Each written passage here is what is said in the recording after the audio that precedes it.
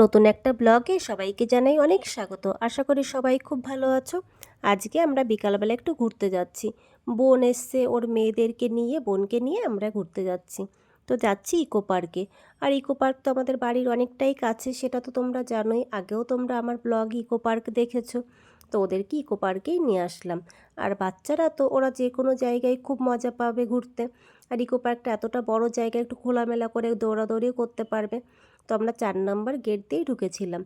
আর আস্তে আস্তে একটু সন্ধ্যাও হয়ে গেছিলো।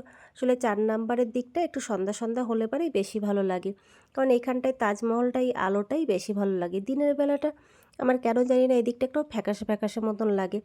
তো ওই যে ওদেরকে নিয়ে এসেছি, ওরা বেশ ছোটাছুটি করে খেলা করছে, তার মধ্যে ঘুরছে ফিরছে। আসলে ওদের জন্যই তো আসা, ওরা মজা করছে সেটাই দেখে আমাদেরও ভালো লাগছে।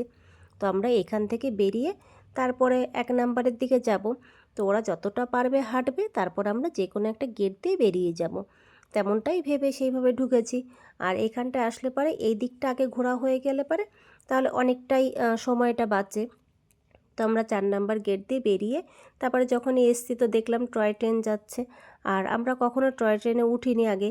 তো এটা আগের থেকে টিকিট কাটতে হয়, তো কখনো আমাদের ওঠা হয়নি।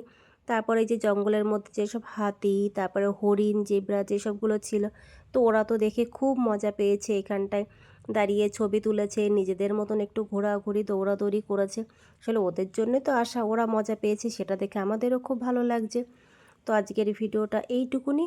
সবাই ভালো থেকো, সুস্থ থেকো। ব্লগটা কেমন লাগছে সেটা অবশ্যই জানিও। তাহলে আজকের মতন টাটা।